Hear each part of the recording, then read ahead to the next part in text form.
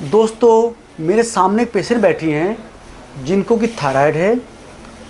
साथ में कुछ दिनों से उनको क्या हो रहा है कि घबराहट होती है, फिर लंबी लंबी सांस लेनी पड़ती है ऐसे, फिर उसे घबराहट होती है, अनकंफर्टेबल फील करती हैं और फिर थोड़ी देर में ऐसा लगता है सांस नहीं आ रही है तो लंबी सांस लेती हैं, फिर लगता है दम घुटा जा रहा, फिर रात होता है तो लगता है कि अभी जान निकल जाएगी, मैं मर जाऊंगी।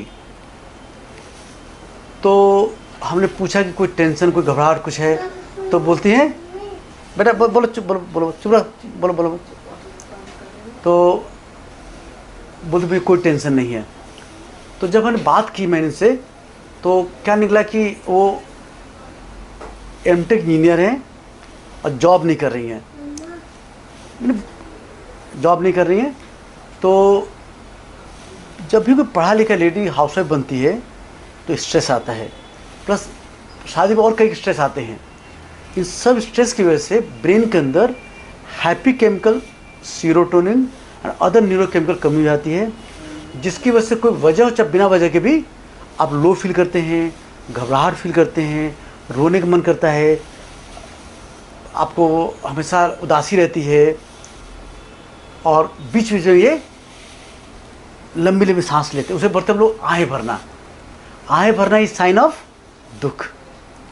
जब भी फेफड़े की बीमारी होगी, जब फेफड़े ऑक्सीजन नहीं जाएगा, दमा में, अस्थमा में और फेफड़े बीमारियों में आदमी लंबी सांस लेता है, ऐसे सांस ले रहे हो, तेज सांस ले रहे हो तो इस फेफड़े की बीमारी है। और स्लो, ये हमेशा स्ट्रेस होता है, इसे बोलते हैं हम saying respiration, it is sine of stress.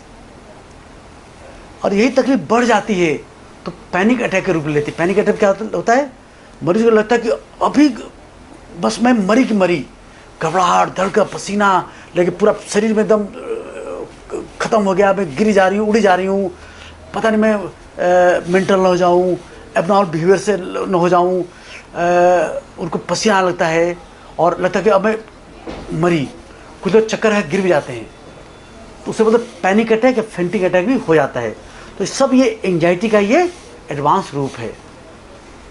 ऐसे मरीजों को पहले डिटेल बात करके उनको एंजाइटी कारण खोजना पड़ता है, फिर कुछ मूड एलिवेटर दवा देते हैं और कुछ काउंसलिंग के बाद ये प्रॉब्लम सॉल्व हो जाती है। अलॉन्ग विथ थायराइड मेडिसिन भी देते हैं। तो आई होप इस वीडियो से इस सिम्टम को कैसे एनालाइज करना आपने समझा इसको।